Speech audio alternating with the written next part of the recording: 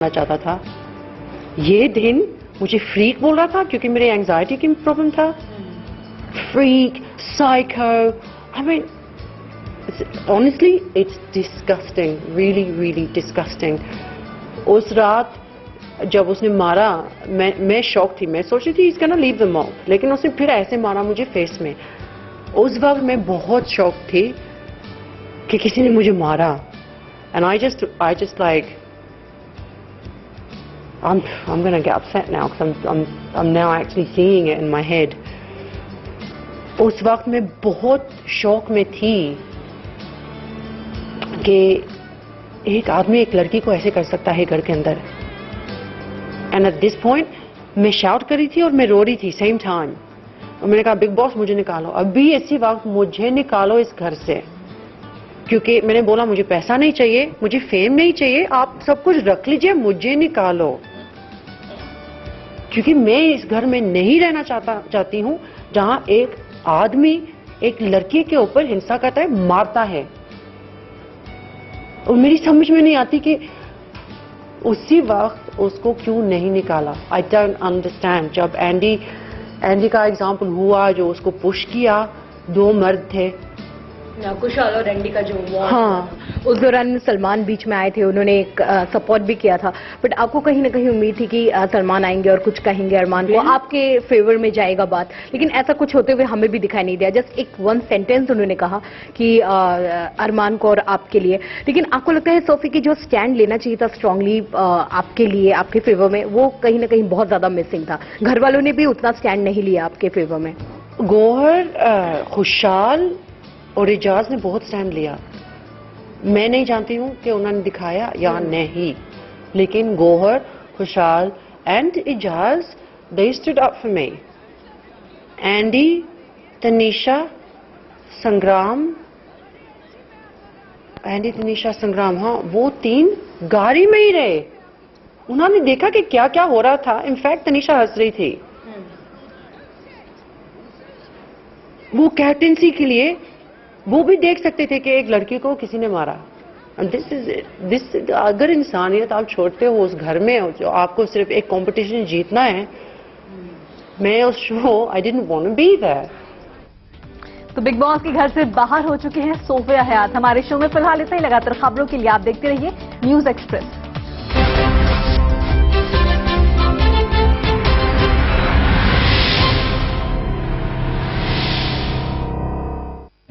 Great coffee deserves a great coffee mug.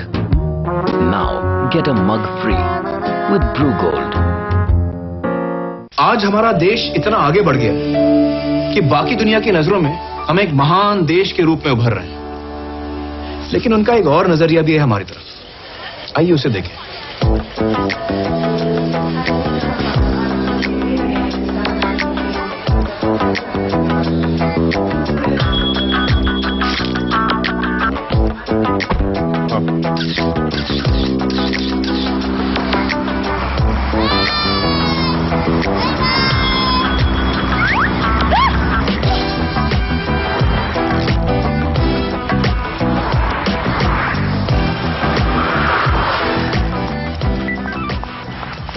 What are they doing out there?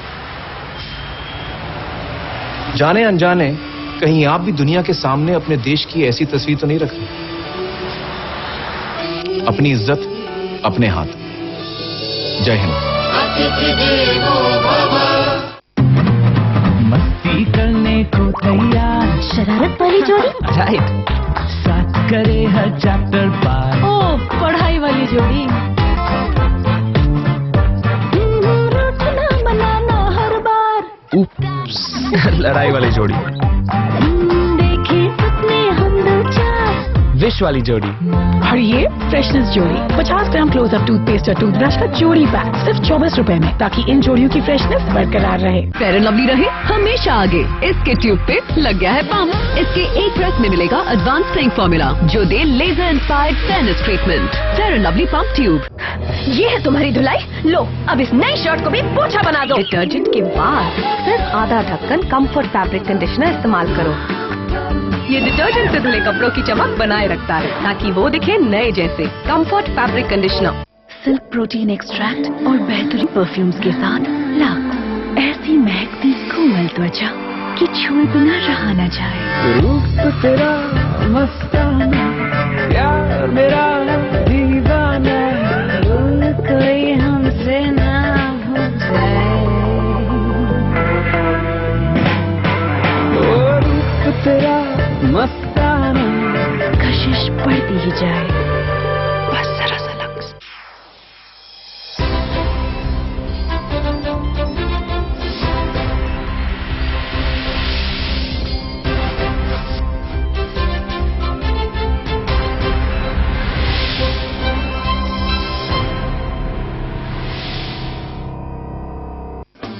Headlines के सह प्रायोजक हैं Rapidex English speaking course. Mohini Chai, Mohini पियो, खुल के जिया। मिजोरम की 40 सीटों पर मतगणना जारी। 6 सीट पर कांग्रेस को मिली जीत, 8 पर बढ़त तो एमएनएफ को 2 सीट पर मिली बढ़त।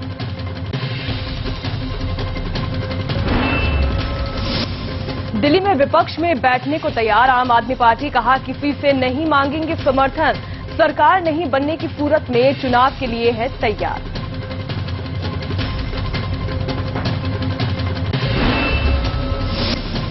आम आदमी पार्टी ने ठुकराया किरण बेदी का प्रस्ताव, कहा बीजेपी और आपकी मध्यस्थता की नहीं है जरूरत। शाम 5:30 बजे विधायक दल की बैठक।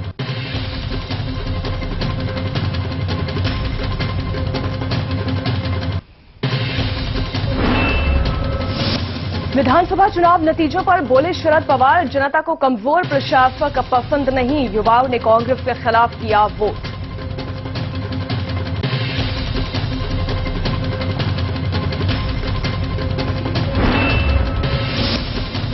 चार राज्यों के चुनावी नतीजों के बाद बोले अन्ना, कहा देश को भ्रष्टाचार से निजात दिलाना जरूरी, जन लोकपाल के लिए फिर करूंगा अनशन।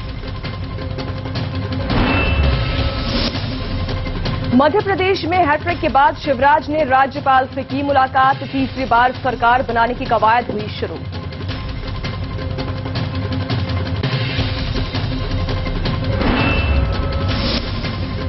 नरेंद्र मोदी ने सोनिया गांधी को ट्विटर पर जन्मदिन की दी बधाई, कहा सोनिया की लंबी उम्र की करता हूं कामना। शेयर बाजार में भारी उछाल, 500 अंकों से ज्यादा ऊपर खुला सेंसेक्स, निफ्टी भी 150 अंकों से ज्यादा उछला। शेयर बाजार पर चुनाव नतीजों का असर।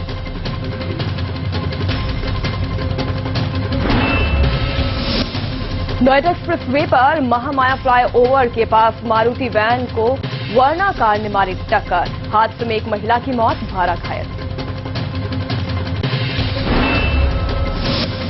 और बिहार के सारण में करणपुर गांव के पास 2 बसों में टक्कर में 8 की मौत, कई की हालत गंभीर। पुलिस और एम्बुलेंस की लेट लतीफी पर गुस्साए लोगों का हंगामा।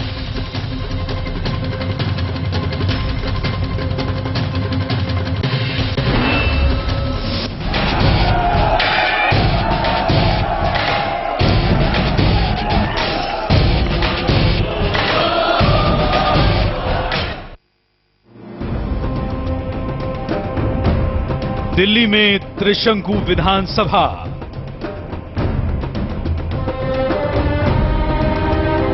नई सरकार पर सस्पेंस, सरकार बनाने को तैयार नहीं बीजेपी,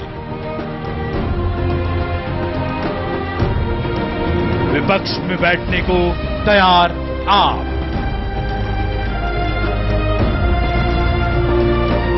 सरकार बनाने पर फंसा पेच,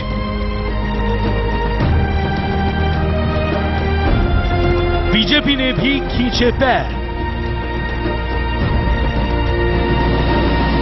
सूबे में किसकी होगी सरकार? दिल्ली में राजनीति का नया रंग।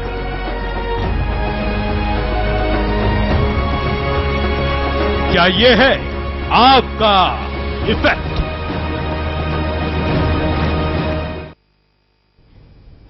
नमस्कार, आप देख रहे हैं न्यूज एक्सप्रेस और आपके साथ मैं हूं मीनाक्षी जोशी। चुनाव के बाद सियासी दल सरकार बनाने के लिए हर जोड़ तोड़ की नीति अपनाते हैं, लेकिन दिल्ली में इस बार कोई पार्टी सरकार बनने के लिए तैयार नहीं है। सबसे ज्यादा सीटें हासिल करने वाली बीजेपी भी नहीं। क्या देश की सियासत में आम आदमी पार्टी का ये इफेक्ट है? क्या ये एक नया चैप्टर शुरू हो रहा है? दिल्ली विधानसभा चुनाव के नतीजे आ गए, लेकिन सरकार बनेगी या नहीं ये तय नहीं है। आम आदमी पार्टी ने पहले भी कहा था और नतीजे आने के बाद भी साफ कर दिया कि उसके पास स्पष्ट बहुमत नहीं है और वो किसी और दल के समर्थन से सरकार नहीं बनाएगी। लेकिन हैरत की बात यह है कि बीजेपी सबसे ज्यादा सीटें हासिल करने के बाद भी सरकार बनाने के लिए उत्साहित नहीं है। कम से कम सियासी नदी की सतह पर तो यही दिख रहा है, अंदर खाने में चाहे जो खिचड़ी पक रही हो। आम आदमी पार्टी ने पहले दिन से दिल्ली में कहा था कि हम इस जोड़ तोड़ की राजनीति में नहीं हैं। हम न किसी से समर्थन लेंगे न किसी को समर्थन देंगे। देश की सियासत में अनोखा मौका है जब चुनाव में जीत हासिल करने वाली सबसे बड़ी पार्टी सरकार बनाने के लिए तैयार नहीं है। कांग्रेस तो करारी हार के बाद केवल समर्थन देने की हालत में ही रह गई है, लेकिन बिना किसी पार्टी की पहल के वो भी ऐसा कुछ नहीं कह रही और बीजेपी तोड़फोड़ के जरिए सरकार बनाने का जोखिम उठाने को तैयार नहीं है। सवाल ये है कि क्या ये देश की राजनीति में नया मोड़ है? क्या भारतीय राजनीति में आम आदमी पार्टी की सियासत का असर दिखाई देने लगा है? विप्लव अवस्थी, न्यूज एक्सप्रेस, दिल्ली। अब आइए एक नजर डालते हैं उन समीकरणों पर जिनके जरिए दिल्ली में सरकार बनाई जा सकती है।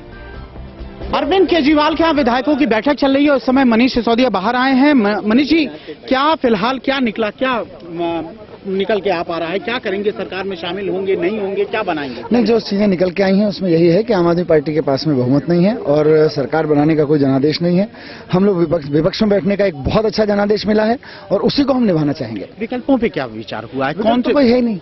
विकल्प कांग्रेस नहीं हो सकती। विकल्प कांग्रेस और बीजेपी जिस तरह की राजनीति करते हैं उसी का तो हमने विकल्प देने की बात कही है। अगर बीजेपी के विधायक बाहर से आपको समर्थन देते हैं तब क्या सरकार में आप आ सकते हैं? नहीं, हमने पहले ही मना किया अगर जो मैंडेट निश्चित रूप से आपको सरकार बनाने का मैंडेट नहीं मिला है, लेकिन आपने एक जनता से बड़े वादे किए हैं बिजली को लेकर, पानी को लेकर, निश्चित रूप से उनकी उम्मीदें होंगी। क्या आप चाहते हैं कि दिल्ली की जनता एक बार फिर से चुनाव में जाए? हमारे तमाम वादों के बाद दिल्ली के वोटर्स ने जो हमें मैंडेट दिया है हमें वही स्वीकार करना है। क्या दोबारा चुनाव हो सकता है? संभव है? मुझे तो ऐसे ही लग रहा है। अभी तो कह नहीं सकते, लेकिन मौजूदा परिस्थितियां तो यही कह रही हैं। ये मनीष सिसोदिया थे जिनका साफ तौर पर कहना था कि चुनाव हो सकता है, संभव हो सकता है। और जहां तक बीजेपी और कांग्रेस का सवाल है, वो ना तो किसी से समर्थन लेंगे और ना देंगे। कैमरामैन मुख्तार के साथ विप्लव अवस्थी, न्यूज एक्सप्रेस, गाजियाबाद। तो अभी आपने सुना आम आदमी पार्टी के नेता मनीष सिसोदिया को। पड़पड़गंज विधानसभा सीट से उन्होंने अपना चुनाव तो जीत लिया है, लेकिन अब बड़ा संकट इस वक्त दिल्ली की जनता के सामने ये है कि आखिरकार सरकार किसकी बनेगी।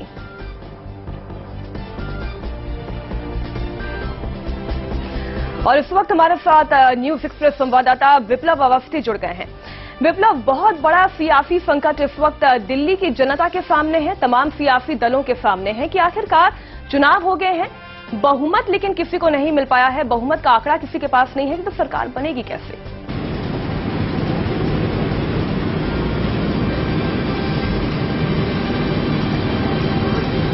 विप्लव, क्या आपको मेरी आवाज मिल रही है? जी मीनाक्षी, बोले अपना जी सवाल दोहराएं। जी विप्लव, बहुत बड़ा सियासी संकट इस वक्त दिल्ली की जनता के सामने है, क्योंकि दिल खोलकर वोट इस बार दिल्ली की जनता ने दिया, लेकिन बहुमत का आंकड़ा किसी के पास नहीं है कि वो सरकार बना सके। देखिए, जहां तक आम आदमी पार्टी की बात करें, साफ तौर पर आम आदमी पार्टी पहले से इंकार करती रही है कि अगर हमें मैंडेट नहीं मिलेगा तो हम सरकार में नहीं जाएंगे, लेकिन अब उसके साथ दोहरी तरह से एक फायदा उसको मिल रहा है। नंबर 1, बीजेपी को पूरी तरह से मैंडेट नहीं मिला है, 32 सीटें मिली हैं 36 के लिए, यानी कि 4 पायदान अभी और चलना है, यानी कि 4 विधायकों का समर्थन और लेना है। बीजेपी साफ तौर पर कह रही है कि हम सरकार बनाने को उतारू नहीं है, यानी कि साफ तौर पर अगर कम से कम 4 विधायकों की उन्हें जरूरत होगी जो टूट के कहीं से भी आए और उनके साथ मिलकर सरकार बनाए। आम आदमी पार्टी वो बात जानती है कि जिस तरह भी सरकार मिलेगी उसे हमला करने का मौका मिलेगा, क्योंकि हॉर्स ट्रेडिंग इस मामले में होना तय है, क्योंकि 4 विधायकों के कहीं से भी मिलने के कोई आसार नहीं दिख रहे हैं, यानी कि किसी के भी टूट के दूसरे को आएंगे और वो इसी इंतजार में है कि जैसे ही ये टूटे निश्चित रूप से हम जो भी सत्ता में आए उसको कंडेम कर सके, उस पर आलोचना कर सके। बिल्कुल विप्लव, हम इसमें और आगे बातचीत करेंगे, इस बातचीत को और आगे बढ़ाएंगे, लेकिन इस वक्त हमारे साथ विजय चौक से संवाददाता संतोष भी जुड़ गए हैं और साथ ही इस वक्त हमारे साथ स्टूडियो से हमारे ब्यूरो चीफ भी जुड़ गए हैं सतीश जी। सतीश जी, आपके पास आना चाहेंगे, लेकिन उससे पहले हम बात करेंगे यहां संतोष से। संतोष, हॉर्स ट्रेडिंग की अब पूरी संभावना नजर आ रही है, क्योंकि कोई अपने आप से टूटकर जाने के लिए तैयार नहीं है, यानी जोड़ तोड़ की राजनीति शुरू होगी। मीनाक्षी, इसको मैं दूसरी तरह से आपसे कहना चाहूंगा कि शायद हॉर्स ट्रेडिंग की संभावना बिल्कुल ना के बराबर है।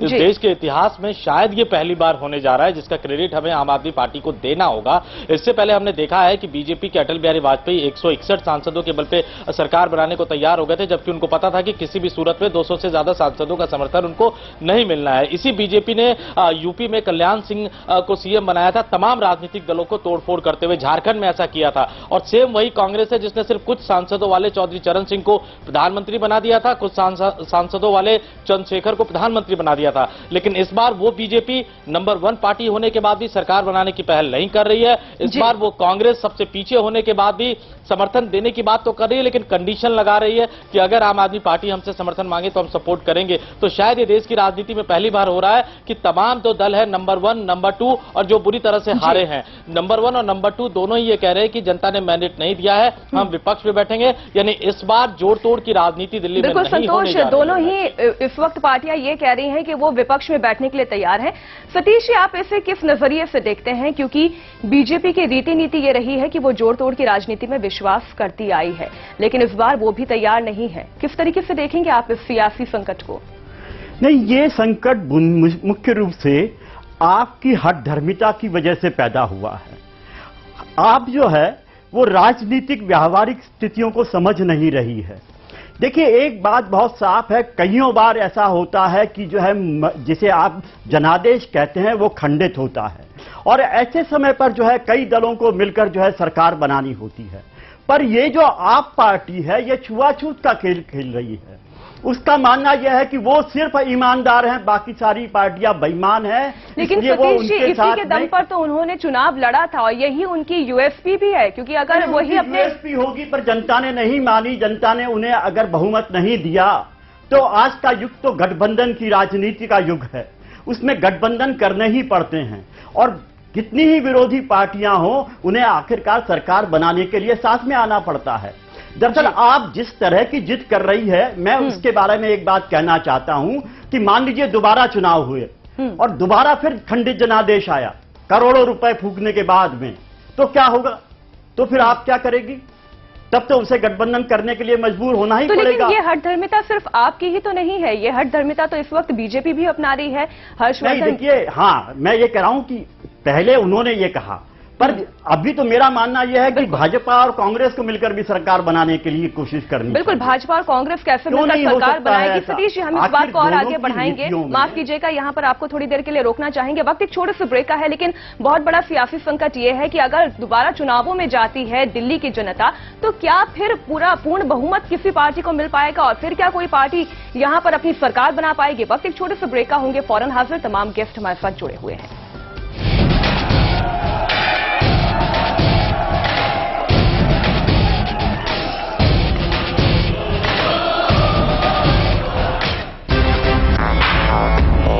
सगों से भी सगा है तू, अपना परिवार है। आज और कल दोनों हमने तेरे साथ देखे हैं। तू चले जब साथ तो खुशी के ठिकाने मिलते हैं। वन टच पावर स्टार्ट, शानदार माइलेज वाला APDV इंजन, जो दुनिया की नंबर 1 बाइक चुने, यही कहे सगों से भी सगा है। हीरो स्प्लेंडर, लगे ऐसा फैमिली जैसा। Great coffee deserves a great coffee mug. Now get a mug free with Brew Gold. Haircut? Yes, ma'am. No, won't be late. 10 a.m. tomorrow. Okay, bye. All appointments done, sweetie? Ji, ma'am.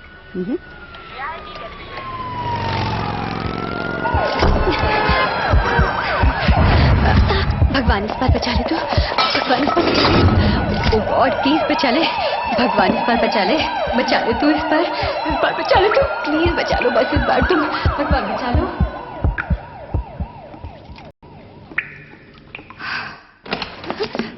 Madam, इतना डरने से तो अच्छा है आप अपना service tax भर दीजिए।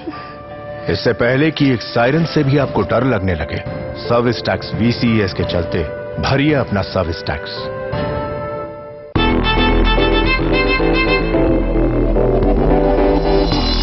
भाग दौड़ भरी जिंदगी, थकना मना है, खाने के साथ चाहिए कुछ एक्स्ट्रा।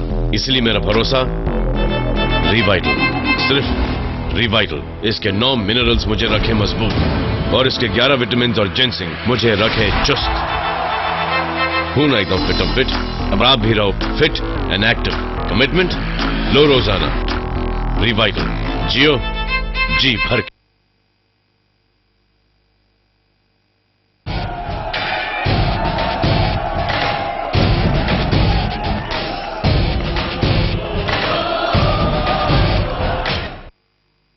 ब्रेक के बाद एक बार फिर आपका स्वागत है। पूर्व IPS किरण बेदी ने कहा कि दिल्ली विधानसभा के दोबारा चुनाव से पहले एक बार बीजेपी और आम आदमी पार्टी को मिलकर सरकार बनानी चाहिए, क्योंकि दोनों ही पार्टियों के मुद्दे समान हैं।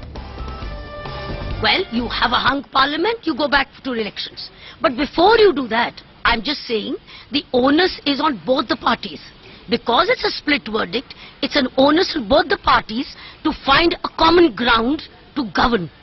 If they can't find a common ground, well, they go back for re-elections. But at least an effort should be made to find a common ground on Bijli, Pani, security, governance, Lokayukta, so many things.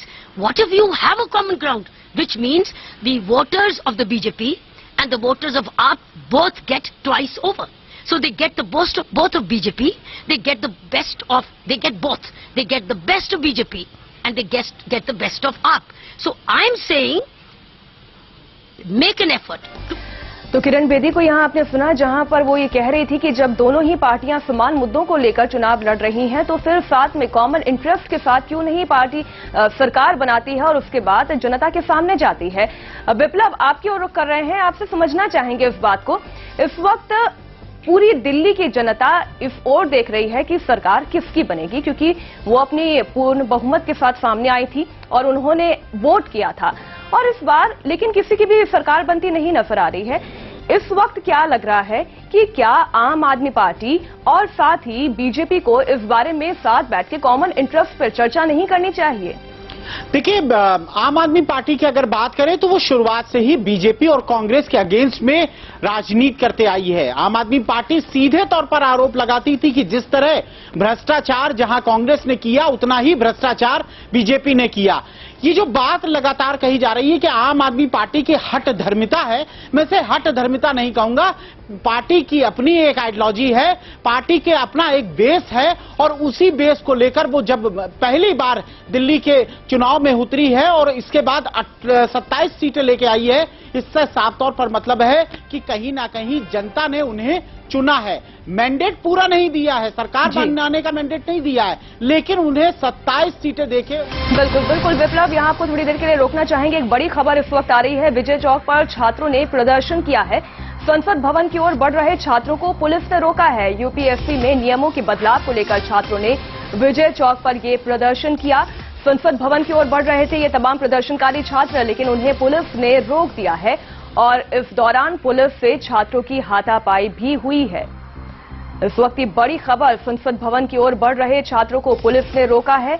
UPSC परीक्षा में नियमों के बदलाव को लेकर ये छात्र प्रदर्शनरत हैं और प्रदर्शन कर रहे छात्रों को पुलिस ने रोक दिया है और इस दौरान हाथापाई भी हुई है छात्रों के बीच में, पुलिस के बीच में। तस्वीरें इस पूरे हंगामे की इस वक्त आपके सामने रख रहे हैं।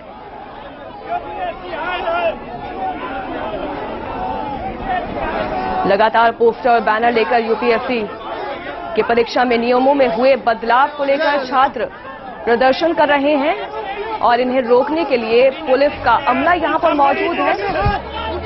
इन्हें बसेस में भरकर वापस यहां से भेजने की कवायद की जा रही है।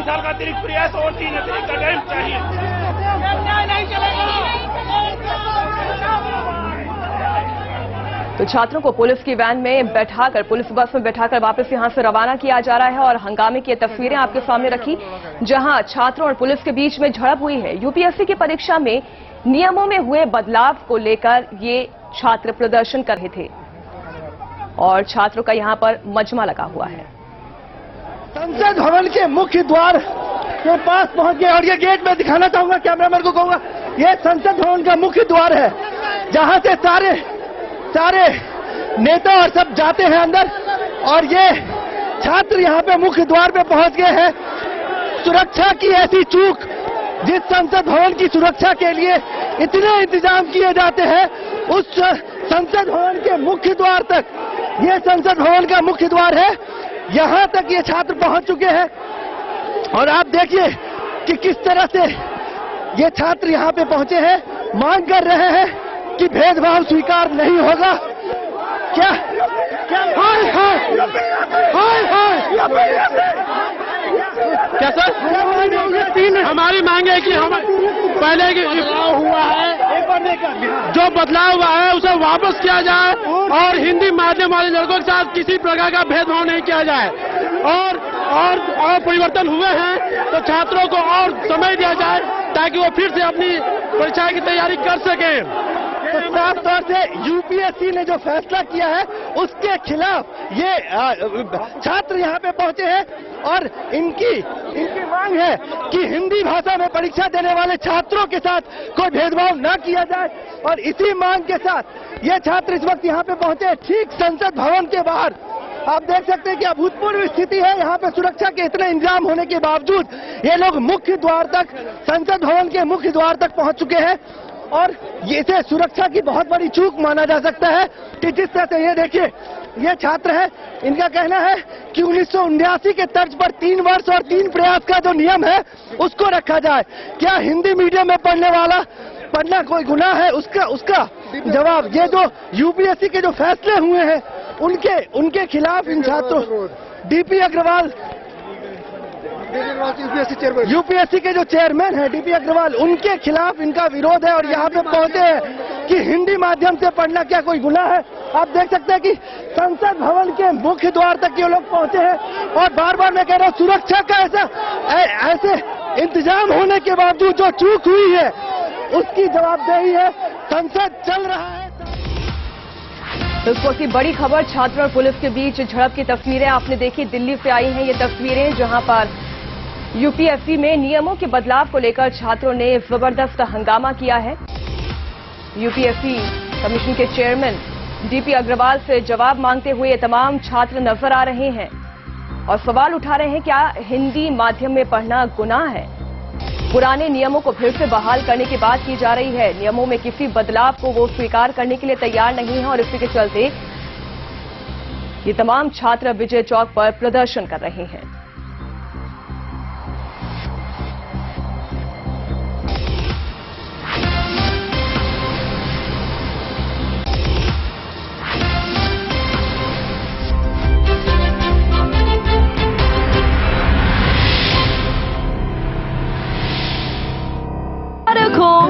फेयर एंड लवली हार गई। अरे तो इतनी खुशी की क्या बात है? फेयर एंड लवली जीत गई ना, तो हारा कौन? Fair and Lovely. Fair and Lovely को हराया new best ever Fair and Lovely ने। Best ever Fair and Lovely का नया एडवांस्ड फॉर्मूला जो दे हमारा बेस्ट एवर फेयरनेस ट्रीटमेंट। तो आपने ट्राई किया? Fair and lovely best ever formula.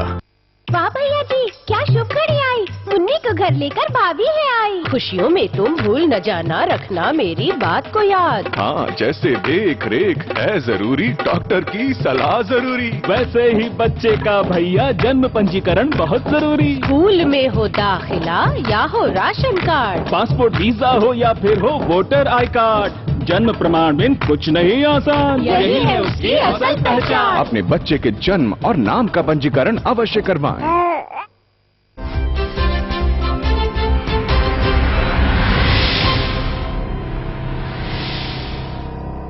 इस वक्त भी ये छात्र संसद भवन के बाहर है। पुलिस और छात्र पुलिस यहाँ से हटाने की कोशिश कर रही है छात्रों को। आप देख सकते हैं कि किस तरह से पुलिस जो है यहाँ पे जो सुरक्षा बल है वो लगातार हटाने की कोशिश कर रहे हैं। और अब से कुछ देर पहले देखिए जो पुलिस लगातार छात्रों को गिरफ्तार करते यहाँ से निकालने की कोशिश कर रही है और लगातार झड़प हो रही है। तो छात्रों और पुलिस के बीच में यहाँ झड़प हो रही है और कोशिश ये की जा रही है कि किसी तरह से संसद भवन के सामने से इनको हटाया जाए। जो वाटर कैनन की गाड़ी है वो यहाँ पे पहुंच चुकी है। पुलिस लगातार गाड़ियों में भर के छात्रों को यहाँ से निकाल रही है, लेकिन छात्र हैं कि बार बार घूम के आ जाते हैं यहीं पे और इस वजह से कुछ छिटपुट जो है नोक झोंक और जिसको आप कह सकते हैं बल प्रयोग भी कर रही है पुलिस यहाँ से छात्रों को हटाने के लिए।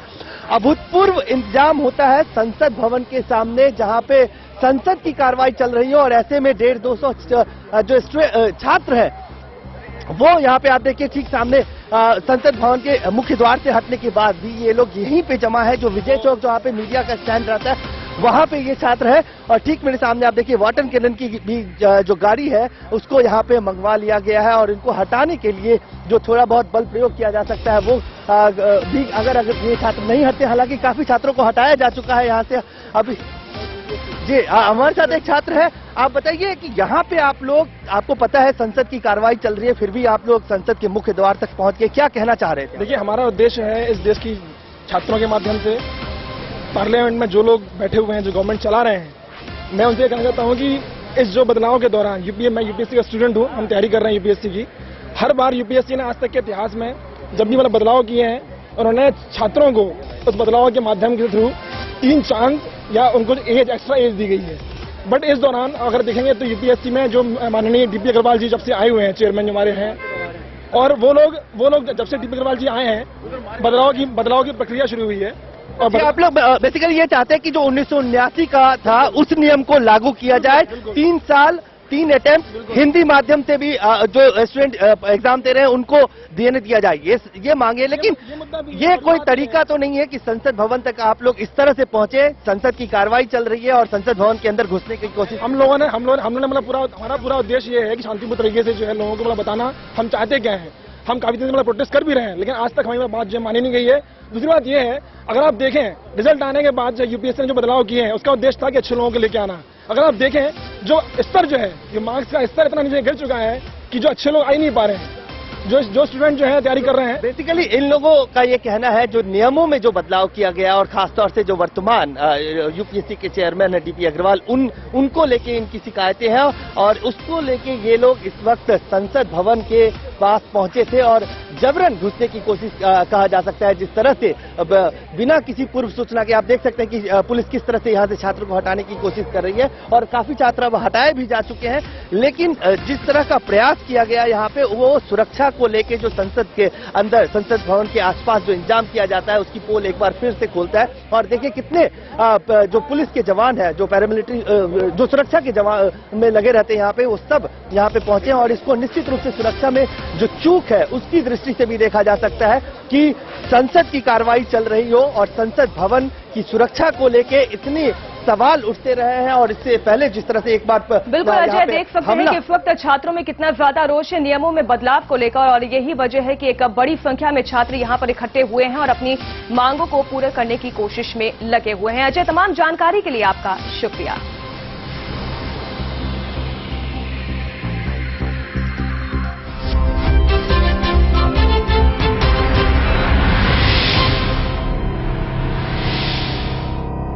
सिल्क प्रोटीन एक्सट्रैक्ट और बेहतरीन परफ्यूम्स के साथ लाख ऐसी महकती कोमल त्वचा कि छुए बिना रहा न जाए। रूप तेरा मस्ताना, प्यार मेरा दीवाना, कोई हमसे ना हो जाए। ओ रूप तेरा मस्ताना, कशिश बढ़ती ही जाए। मुझे बवासीर है, खून भी आता है, लेकिन ऑपरेशन से डरता हूँ। वैद ऋषि का अर्श कल्पलो कैप्सूल और ट्यूब, 3 दिन 3 ही खुराक, 01125532553। अच्छा। Great coffee deserves a great coffee mug. Now get a mug free with Brew Gold. मुबारक हो फेयर एंड लवली हार गई। अरे तो इतनी खुशी की क्या बात है? फेयर एंड लवली जीत गई ना, तो हारा कौन? Fair and Lovely. Fair and Lovely को हराया new best ever Fair and Lovely ने। Best ever Fair and Lovely का नया एडवांस्ड फॉर्मूला जो दे हमारा बेस्ट एवर फेयरनेस ट्रीटमेंट। तो आपने ट्राई किया? Fair and lovely best ever formula. Great coffee deserves a great coffee mug. Now get a mug free with Brew Gold. Silk protein extract और बेहतरीन perfumes के साथ lux, ऐसी महकती कोमल त्वचा कि छुए बिना रहा न जाए। रूप तेरा मस्ताना, प्यार मेरा दीवाना, कोई हमसे ना हो जाए। ओ रूप तेरा मस्ताना, कशिश बढ़ती ही जाए, बस जरा सा लक्स।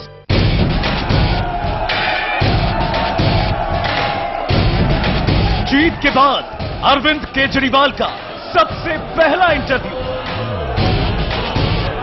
देखिए निशांत चतुर्वेदी के साथ। फेयर एंड लवली रहे हमेशा आगे, इसके ट्यूब पे लग गया है पंप। इसके एक प्रेस में मिलेगा एडवांस स्ट्रेंथ फॉर्मूला जो दे laser inspired fairness treatment. Fair and Lovely pump tube. अब पाइए 3 ब्रीज साबुन के साथ 1 ब्रीज साबुन फ्री।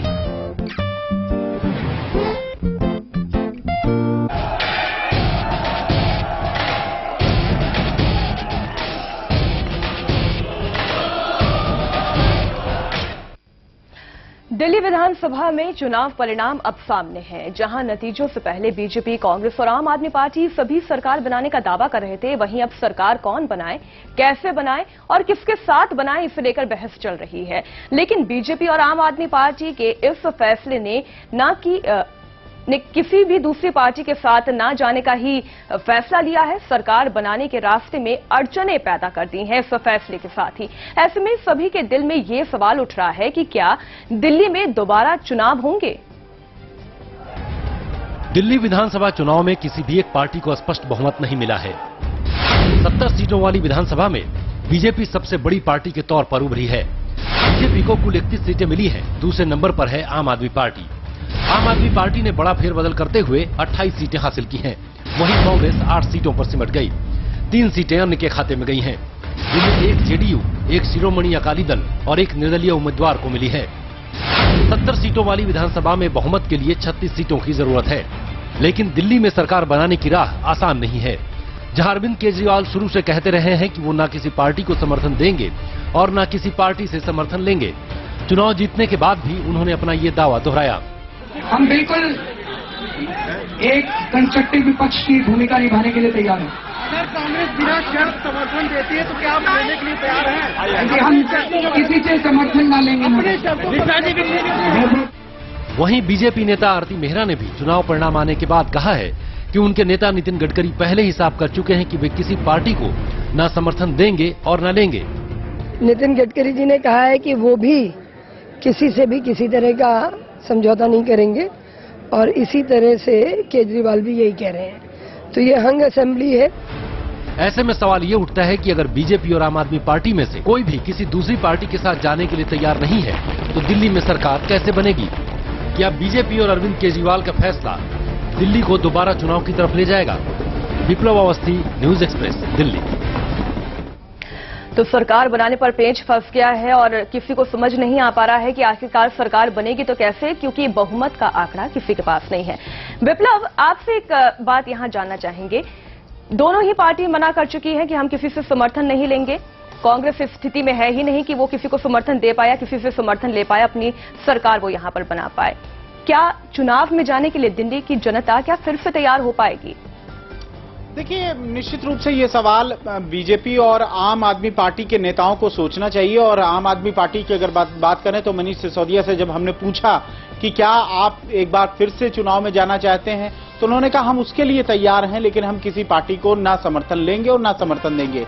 देखिए, साफ तौर पर एक ऐसे मोड़ पर ये राजनीति आके दिल्ली की खड़ी हो गई है जहां 2 राजनीतिक दल हैं जिनको क्लियर मैंडेट नहीं है। एक बिल्कुल पीछे है, 8 सीटों पे खड़ा हुआ है, हालांकि आम आदमी पार्टी ये कहती है कि बीजेपी इसमें सरकार बनाने में सक्षम है, वो अपने लेवल से बना भी लेगी, लेकिन अगर नहीं बनाती है तो क्या दोबारा चुनाव में जा सकते हैं?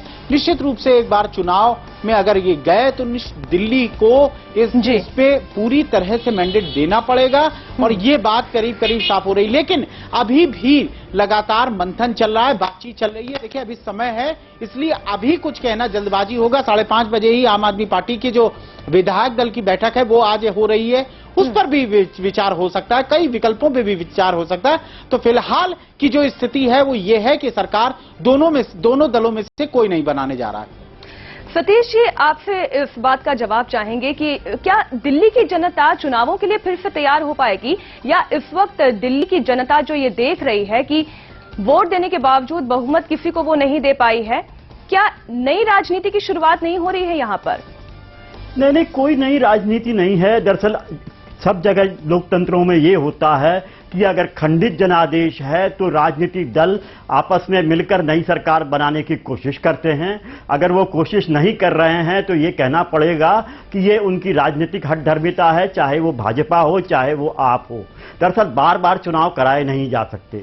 मैं यही सवाल पूछ रहा हूं कि अगले चुनाव में भी खंडित जनादेश आया तो ये पार्टियां क्या करेंगी? क्या आपस में हाथ नहीं मिलाएंगी? देखिए, ये तो जमाना ही गठबंधन का जमाना है। इस गठबंधन के जमाने में 20-30 पार्टियों ने मिलकर गठबंधन बनाया है, तो 2 पार्टियों को मिलने में ऐसी क्या दिक्कत है? और मुझे लगता है कि सारे गठबंधन बनते हैं कि एक न्यूनतम कार्यक्रम बन जाता है, एक समान कार्यक्रम बन जाता है और उसके आधार पर सरकार चलती है। एनडीए इसी तरह चली, यूपीए इसी तरह चली। तो जो है इस तरह का एक समान कार्यक्रम जो है बनाने के बारे में सोचना चाहिए। दोबारा चुनाव में जो जाने में बहुत बड़ा संकट है और खतरा है कि दोबारा अगर जनादेश नहीं मिला तो फिर क्या करेंगे? संतोष, क्या आप भी ये मानते हैं और क्या दिल्ली की जनता भी ये मानती है और तमाम राजनीतिक दल भी ये मानते हैं कि फिर से चुनाव में जाने में बहुत बड़ा खतरा है? आम आदमी पार्टी ने भले ही एक बहुत बड़ा इम्पैक्ट, एक बहुत बड़ी रीति नीति के साथ सामने आई है, जहां भ्रष्टाचार को उन्होंने अपनी यूएसपी बनाकर वो ये चुनाव लड़े हैं और बहुत अच्छा आंकड़ा भी उन्होंने हासिल किया है, लेकिन खतरा बहुत बड़ा है अगर फिर से चुनाव में जाती है। देखिए मीनाक्षी, ये सवाल इसको मैं 2 तरीके से यहाँ पे स्पष्ट करना चाहूंगा। हमें ये देखना होगा कि आम आदमी पार्टी राजनीति में कैसे आई थी। आम आदमी पार्टी कोई व्यवहारिक राजनीति के धरातल पर राजनीति करने नहीं उतरी थी। आम आदमी पार्टी ने कई नई चीजें स्थापित की थी। एक एनजीओ चलाने वाला व्यक्ति किस तरह से एक मूवमेंट खड़ा कर देता है इंडिया अगेंस्ट करप्शन, और वो मूवमेंट चलाने वाला व्यक्ति किस तरह से राजनीति में उतरता है और 10 महीने के अंदर इतनी सीटें ले आता है कि तमाम बड़े कद्दावर नेता, सिर्फ कांग्रेस के ही नहीं बल्कि बीजेपी के कई कद्दावर नेता को उसकी पार्टी के अनजाने से, अनाम से उम्मीदवार हरा देते हैं। अगर उस आदमी से हम ये उम्मीद करते हैं कि वो गठबंधन करे तो निश्चित तौर पर दिल्ली की जनता के साथ ये बहुत बड़ा धोखा होगा। दूसरी चीज जो बार बार कही जा रही है कि दोबारा चुनाव, दोबारा चुनाव, दोबारा चुनाव, ये बात कल आम आदमी पार्टी के कई नेताओं से हमारी बातचीत हुई थी कि क्या दिल्ली की जनता को दोबारा चुनाव में झोंकना जायज होगा। उन्होंने कहा कि दोबारा चुनाव अगर करते हैं तो ज्यादा से ज्यादा 100-125 करोड़ का पूरा सरकारी खर्चा होगा, और अगर हम ये दोबारा चुनाव नहीं करते, गठबंधन में जाते हैं, तो 1,76,000 करोड़ का कॉमनवेल्थ घोटाला होगा, पानी का घोटाला होगा, बिजली का घोटाला होगा। तो उन घोटालों के लिए जिम्मेदार कौन होगा? तो अगर आम आदमी पार्टी से हम उम्मीद करते हैं कि वो गठबंधन की जो व्यवहारिक राजनीति अब तक इस देश में चलती आई है उस राजनीति के पैटर्न पे चले, तो ये अरविंद केजरीवाल के साथ हमारी जाती होगी। दूसरी और सबसे बड़ी बात जो कही जाती है कि गठबंधन की बात कही जाती है, इस देश के इतिहास में कभी भी नंबर 1 और नंबर 2 पार्टी ने गठबंधन करके सरकार नहीं बनाई है। हमें यह चीज समझना होगा। जब भी सरकार बनी है तो नंबर 1 दल ने बनाई है, वो बाकी छोटे दलों के साथ मिलकर बनाई है, या नंबर 2, नंबर 3, नंबर 4 के दलों ने आपस में मिलकर सरकार बनाई है। नंबर 1 और नंबर 2 ने कभी भी एक साथ मिलकर सरकार नहीं बनाई है।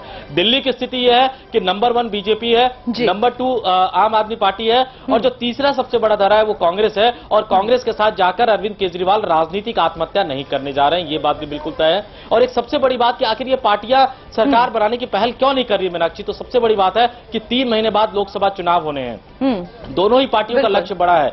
बीजेपी नरेंद्र मोदी को प्रधानमंत्री बनाना चाहती है, अगर अभी जोर तोड़ से वो सरकार बनाती है तो इनका खामियाजा लोकसभा चुनाव में भुगतना पड़ेगा। और आम आदमी पार्टी ने भी अपना लक्ष्य बहुत बड़ा तय कर लिया है। इस बात का जवाब मैं सतीश जी से यहां पर लेना चाहूंगी।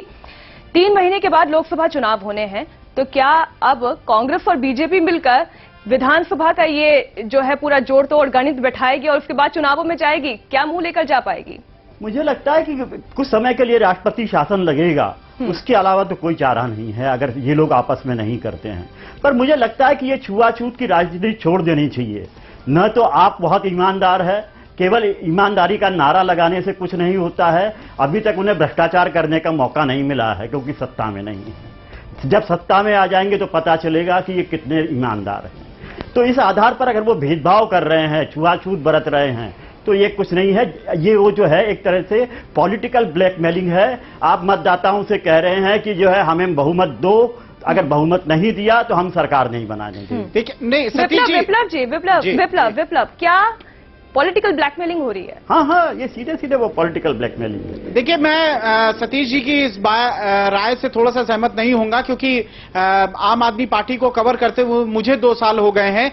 बहुत सी चीजें जो आम आदमी पार्टी और उनके नेता अरविंद केजरीवाल लगातार अपनी बातों को रखते हैं, जनता का सामने पेश करते हैं, वो उससे मुकर नहीं सकते हैं। देखिए, बहुत बड़ी चीज है, इस बात को मैं आपको दोहराना चाहूंगा, जिस राजनीतिक गठबंधन की बातें सतीश जी कर रहे हैं, उसी गठबंधन में हमने भ्रष्टाचार को देखा हुआ है। और कहीं ना कहीं यही बात आम आदमी पार्टी लगातार उठाती है कि आप जब गठबंधन करते हैं तो बहुत से नेताओं को आपको प्रॉमिसेस करने पड़ते हैं, आपको उनको भविष्य में बहुत सी चीजें देनी पड़ती हैं, कंसिडरेशन करने पड़ते हैं, और वो ये कंसिडरेशन करने को तैयार नहीं है। और ये कोई ऐसी बात नहीं है कि चुनाव के बाद आम आदमी पार्टी ने तो भाई जो है राजनीति में नहीं आते, एनजीओ का काम करते रहते। अगर राजनीति में आए हैं तो राजनीति के तकाजे देखने पड़ेंगे। सतीश जी, आइडियोलॉजी अगर कोई अपनी आइडियोलॉजी, सतीश जी अगर कोई आइडियोलॉजी लेके चल रही है, जिस मुद्दे पर 6 महीने की एक पार्टी को 27-28 सीटें अगर दिल्ली जैसी जगह मिल रही है, तो यानी कि उसकी आइडियोलॉजी, उसके घोषणा पत्र, उसके चुनावी विजन को कहीं ना कहीं जनता ने स्वीकारा है। नहीं, पर जनता ने उसे बहुमत नहीं दिया। सतीश जी, आपको ये भी नहीं भूलना चाहिए कि यहाँ पर शीला दीक्षित तक को हरा दिया है। नहीं, हरा, इससे क्या होता है? देखिए, जनता ने सबको जो है एक खंडित जनादेश दिया है। आपको जो है उसे पूरा जनादेश जो है गठबंधन के जरिए बना सकते हैं, और ये हमेशा होता रहा है। मान लीजिए पहले नंबर की पार्टी और दूसरे नंबर की पार्टी में गठबंधन नहीं हुआ अभी तक, लेकिन बहुमत भी तो आगे नहीं मिला है ना? क्यों नहीं होगा ऐसा? लेकिन सतीश जी, बहुमत भी तो नहीं मिला है किसी भी पार्टी को। हाँ, तो भाई तो वो आपस में मिलकर बहुमत गठबंधन करके बहुमत बना सकते हैं। क्यों मतदाताओं को बार बार परेशान कर रहे हैं? विप्लव, क्या मतदाताओं को परेशान किया जा रहा है? सतीश जी का पॉइंट यहाँ पर यह है कि पॉलिटिकल ब्लैकमेलिंग हो रही है, मतदाताओं को परेशान किया जा रहा है। अगर इसके बाद चुनाव में भी जाती है दिल्ली की जनता, करोड़ों पैसा लगने के बाद भी अगर बहुमत किसी को नहीं मिलता है, तो फिर क्या होगा? देखिए, एक महत्वपूर्ण बात मैं इसमें यहां ये उठाना चाहूंगा। एक देश का एक संवैधानिक ढांचा है, उस संवैधानिक ढांचे के मुताबिक किसी भी विधानसभा में जितनी सीटें होती हैं, उसके आधे में आपको बहुमत सिद्ध करना होता है। ये एक कानूनी प्रक्रिया है। कानूनी प्रक्रिया में नया बदलाव करने की अब जरूरत है। जहां इस स्थिति में जब आ जाए कि कोई सरकार नहीं बना रहा है, तो जनता को इस बात को समझना पड़ेगा कि वो किसी भी पार्टी को चुने, क्लियर मैंडेट दे। देखिए, यही राजनीति में बदलाव है। समाज एक धुरी पे नहीं चलता है। जब नियम कायदे बनाए गए थे, वो कोई आज का नियम कायदा नहीं है, बहुत सालों का बना हुआ है कि अगर किसी को राजनीतिक दल को चुनाव में आना है, तो विधानसभा में जितनी सीटें उसकी आधे से आपको ज्यादा लेके आनी है। ये एक नियम है। निश्चित रूप से जो राजनीतिक नए बदलाव आएंगे, ये जनता को भी समझना पड़ेगा कि अगर उन्हें अपनी सरकार चुननी है तो एक व्यक्ति को चुने और उसको क्लियर मैंडेट दें। ये तो लगातार बातें की जा रही हैं। जहां तक आपका सवाल है, वो इस राजनीतिक धारा पे चलने को तैयार नहीं है। इसलिए विकल्प निश्चित रूप से अगर चुनाव होता है तो वो उसके लिए फेस करने को तैयार है। संतोष, इसका जवाब आपसे कि क्या दिल्ली की जनता को यह समझ में आ गया है, दें तो पूर्ण बहुमत दें और इस तरीके की बिखरी हुई कम से कम मैंडेट ना सामने आए? देखिए, बिल्कुल लोकतंत्र में एक बहुत ही पुरानी कहावत कही जाती है कि जिस तरह एक नई दिशा यहाँ पर संतोष।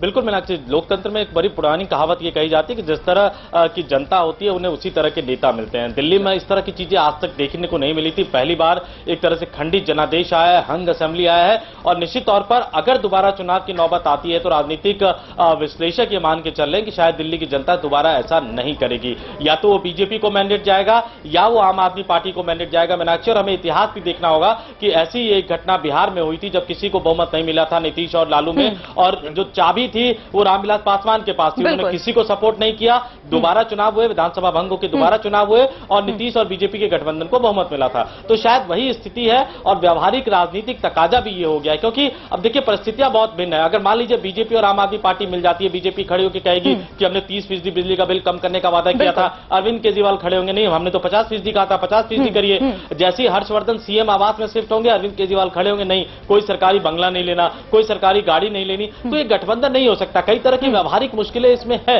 और इन व्यवहारिक मुश्किलों को शायद अब समझना होगा और दिल्ली के मतदाताओं को भी अगर अगला चुनाव होता है तो वो ये समझ पाएंगे कि नहीं अभी हमें किसी को देना है तो पूर्ण जनादेश देना होगा, चाहे वो बीजेपी हो चाहे वो आप हो, चाहे वो आम आदमी पार्टी हो चाहे वो बीजेपी हो। दिल्ली की जनता ये समझ गई है शायद कि अब अगर वोटिंग में जाती है दिल्ली की जनता तो पूर्ण बहुमत देना होगा, पूरा मैंडेट किसी एक पार्टी के साथ जाना जरूरी हो जाएगा। आप तमाम लोग हमारे साथ जुड़े रहिए। फिलहाल वक्त एक छोटे से ब्रेक का होंगे, फौरन हाजिर चर्चा जारी है।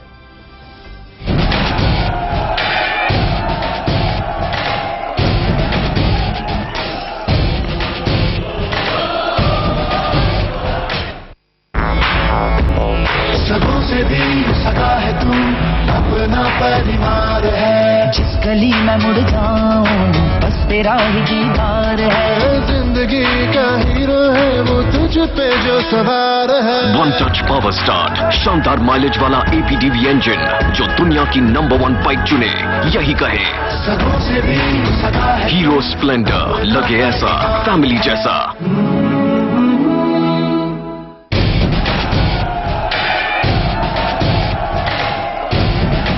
जीत के बाद अरविंद केजरीवाल का सबसे पहला इंटरव्यू देखिए निशांत चतुर्वेदी के साथ।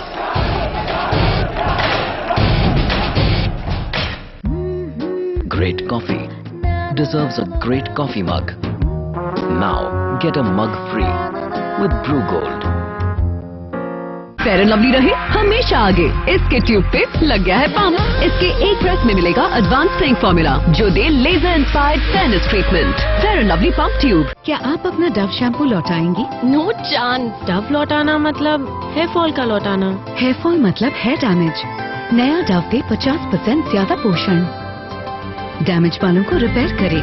अपना डव लौटाओ? कभी नहीं। नया डव शैम्पू आपके बालों के लिए अनमोल है।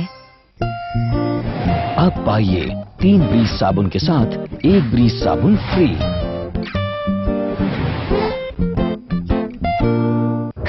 ये है तुम्हारी धुलाई, लो अब इस नई शर्ट को भी पोछा बना दो। डिटर्जेंट के बाद सिर्फ आधा ढक्कन कंफर्ट फैब्रिक कंडीशनर इस्तेमाल करो। ये डिटर्जेंट से धुले कपड़ों की चमक बनाए रखता है ताकि वो दिखे नए जैसे। Comfort fabric conditioner.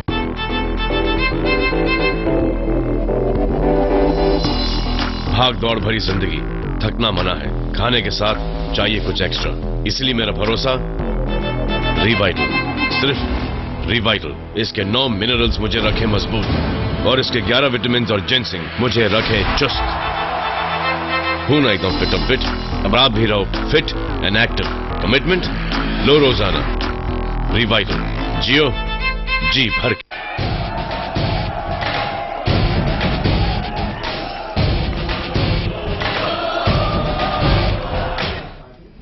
ब्रेक के बाद एक बार फिर आपका स्वागत है। एक नजर अब डालते हैं उन समीकरणों पर जिनके जरिए दिल्ली में सरकार बनाई जा सकती है।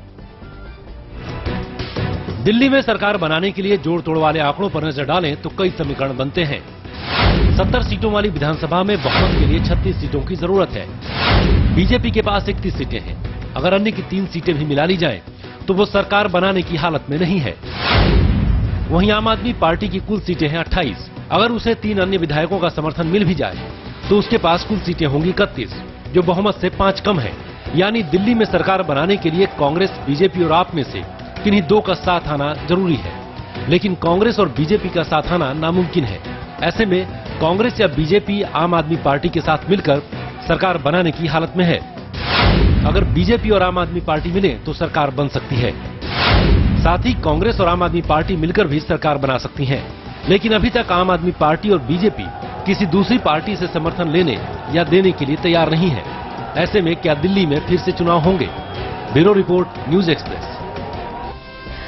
तो विकल्प ये तमाम सामने हैं, लेकिन इन विकल्पों पर आम आदमी पार्टी और बीजेपी भी राय रखने के लिए तैयार नहीं है, साथ आने के लिए तैयार नहीं है। संतोष, आपका रुख कर रहे हैं, क्या अल्पमत की सरकार भी बनाई जा सकती है जैसे नरसिम्हा राव के काल में हुआ था? बिल्कुल मीनाक्षी, इस बात की संभावना कुछ ज्यादा निकल के आ रही है। देखिए 1991 में जब चुनाव हुए थे 250 के आसपास सीटें जो मिली थी कांग्रेस को मिली थी, 272 सीटें नहीं थी, लेकिन उन्होंने प्रधानमंत्री का पदभार संभाला सिंगल लार्जेस्ट पार्टी होने के नाते। और जब भी वोटिंग की नौबत आती थी तो बीजेपी या कोई और दल जो है वो संसद से निकलकर उनको बहुमत दिलवा देते थे, क्योंकि जितने प्रेजेंट होते हैं उनके आधे से एक ज्यादा चाहिए होता है। और जब भी ऐसी कोई नौबत आई तो बाद में उन्होंने जोड़ तोड़ भी किया। दिल्ली में भी उस तरह की संभावना बन सकती है। आम आदमी पार्टी बीजेपी में पहले आप और पहले आप का खेल चल रहा है। अगर lieutenant governor single largest party होने के नाते बीजेपी को बुलाते हैं, न्योता देते हैं, तो बीजेपी ये जरूर कहेगी कि हमारे पास बहुमत नहीं है। लेकिन उस समय अगर उपराज्यपाल ये चाहे तो उनको कह सकते हैं कि आप सरकार बनाइए, और जब विधानसभा में वोटिंग की नौबत आए तो कांग्रेस के जो एमएलए हैं वो उठकर बाहर चले जाए, तो जो आधे उसमें मौजूद रहेंगे, माफ कीजिएगा, जितनी संख्या मौजूद रहेगी विधानसभा में उसका बहुमत हर्षवर्धन के पास है। तो इस तरह की एक संभावना बन सकती है, लेकिन ये तब बनेगी जब कांग्रेस ये मान ले कि हमारी बुरी हार हुई है और जो भी सरकार बनाएंगे उस सरकार को हम गिराने की कोशिश नहीं करेंगे, तो एक अल्पमत सरकार बन सकती है। संतोष जी की इस बात का जवाब मैं सतीश जी आपसे लेना चाहूंगी, क्या ये पॉसिबिलिटी हो सकती है? बिल्कुल हो सकती है और होनी चाहिए। दरअसल अब अगर खंडित जनादेश आया है तो राजनीतिक दलों को आपस में मिलजुल कर कोई एक व्यवस्था बनानी चाहिए कि जो है वो मतदाताओं को एक सरकार दी जा सके। भाई देखिए, ये जो अड़ियलपन है कि हम जो है किसी को समर्थन लेंगे नहीं और किसी को देंगे नहीं, मुझे तो ये व्यवहारिक नहीं लगता। ऐसी बातें जो करते हैं वो शायद संसदीय राजनीति को नहीं जानते हैं। संसदीय राजनीति में जो है इस तरह की व्यवस्थाएं, जो कई बार होता यह है कि आप जो है घोषित नहीं करते हैं पर अंदर खाने जो है इस तरह की व्यवस्थाएं कर लेते हैं, तो करनी पड़ती है जी। लेकिन मुझे लगता है, और इसी को मैं व्यवहारिक राजनीति कहता हूं। हाँ विप्लव, लेकिन अगर इस विकल्प पर काम करते हैं तो मुश्किल कहां पर आएगी? देखिए, मुश्किल जैसी कोई चीज नहीं है। मुझे सीधे तौर पर बहुत से विकल्प खुले हैं। इसका विकल्पों का तौर पे है कि 8 अगर विधायक हैं, बाहर से कांग्रेस समर्थन दे सकती है, आम आदमी पार्टी को समर्थन दे सकती है, वो कहती है कि आप लड़िए, हम सरकार में नहीं शामिल हो सकते हैं। विकल्प बहुत से हो सकते हैं, लेकिन मुद्दा ये है कि आप जिस आइडियोलॉजी से लेकिन विप्लव, उस वक्त बहुत सारी और पार्टियां थी नरसिम्हा राव के काल में, इस वक्त इतनी सारी पार्टियां नहीं है। बिल्कुल, निश्चित रूप से विधानसभा में ये दिक्कत सबसे बड़ी आ रही है और यही कारण है कि जिस बात को वो लगातार कहते हैं। देखिए, आम आदमी पार्टी लगातार इस बात को कह रही है कि हमको मैंडेट नहीं मिला है सरकार बनाने का, इसलिए हम सरकार नहीं बनाना चाहते, हम मुख्य विपक्षी दल की तरफ बैठना चाहते हैं। यानी कि साफ तौर पर वो सरकार बनाने से रोक नहीं रहे हैं। अगर आप बीजेपी अगर वो चाहे सरकार बनाना तो वो बना सकती है, उसके लिए फ्री है, लेकिन किसी को बाध्य नहीं इसमें किया जा सकता है कि आप विधानसभा के लिए जाएं जरूर और सरकार बनाएं। तो वो अपने स्टैंड पे कायम है। अब देखना ये होगा कि बीजेपी क्या टर्न लेता है, बीजेपी के समीकरण क्या बनते हैं, क्योंकि बीजेपी के पास नंबर गेम में सबसे ज्यादा संख्या में विधायक हैं। जी संतोष, एक बार फिर चर्चा को उस तरफ मोड़ना चाहूंगी कि क्या ये आम आदमी पार्टी का इम्पैक्ट है जो इस वक्त दिल्ली में जनादेश आया है, जो दिखाई दे रहा है?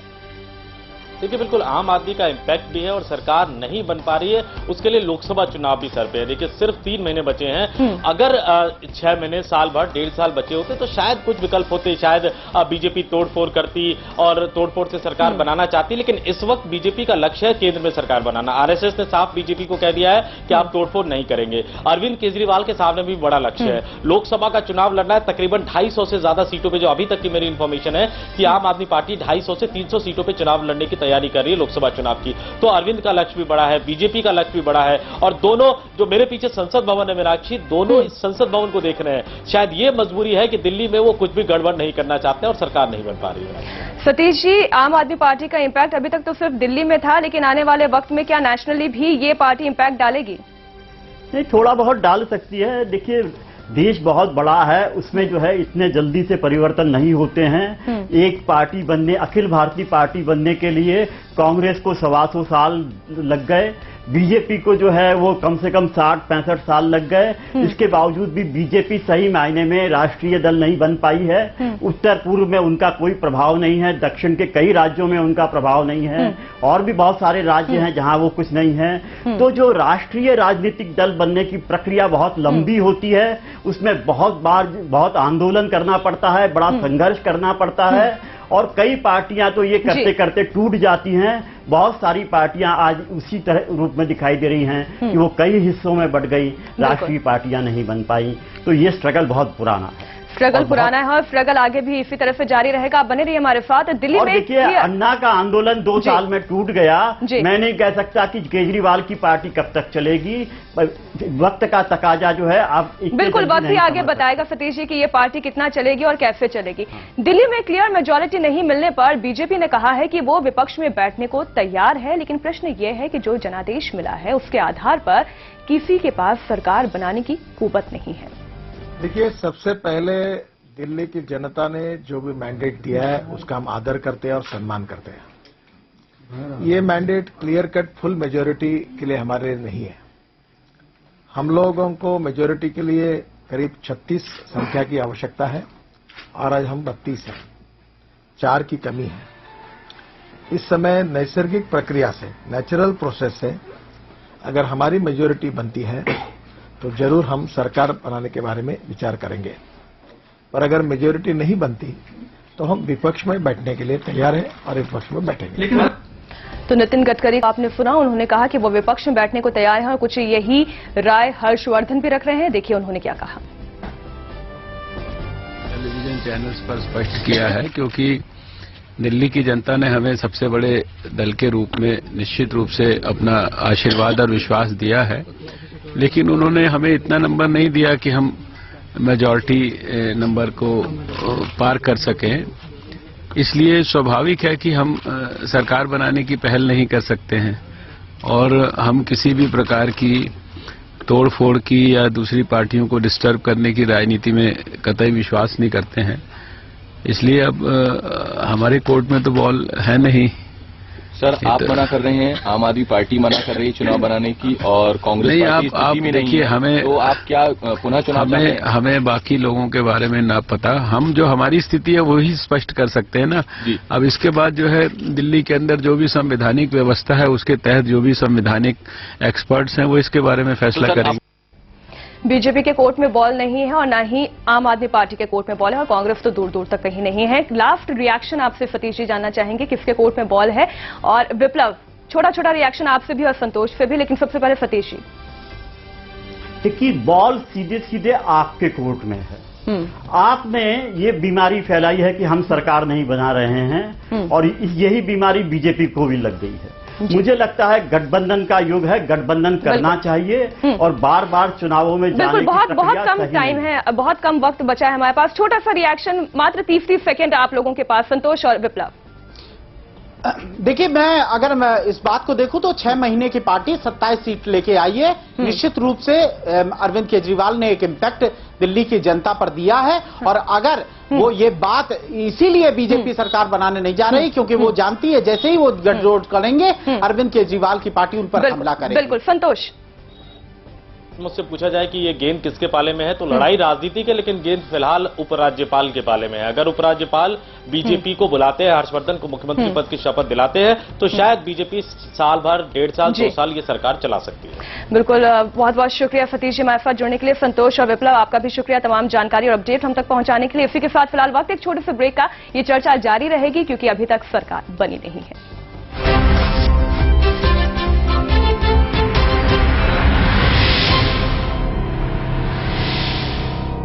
हॉस्टल की पैकिंग हो गई बेटा?